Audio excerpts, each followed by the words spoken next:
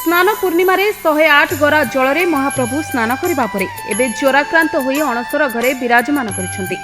दैतापति सेवक माने महाप्रभु को गुप्त उपचार विधि करुछंति। तेबे एही अणसर समय रे महाप्रभु को अन्न भोग होई न थाए, केवल पणा भोग लागि होई थाए। महाप्रभु को शरीर असुस्थ थिबारु लघु खाद्य भावे पणा भोग होई थाए।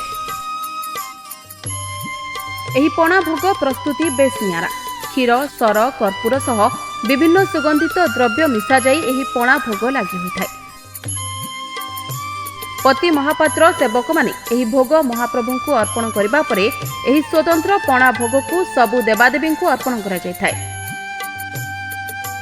परे एही पणा भोग को भक्तंक भितरे वितरण करिथांती दैतापति सेवक माने। एही दिव्य पणा भोग को जी पान करिथाए अशेष पुण्य मिलिथाए। स्नान पूर्णिमा रथयात्रा मध्य जो अणसर नीति होता है सही समय केवल महाप्रभु निकट में यह क्षीर सर रे प्रस्तुत पणा भोग लगी होता है। तेबे यह अणसर समय महाप्रभु निकट में पणा भोग सह केवल फल भोग होता है।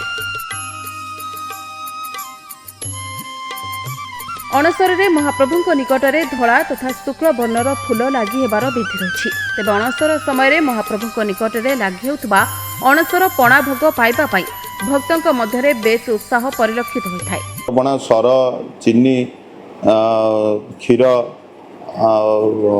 कर्पूर यू पड़ी प्रस्तुत करा जाए। सकाळु आमर सब देवादेवी उद्देश्य प्रथम तो यहाँ होता है।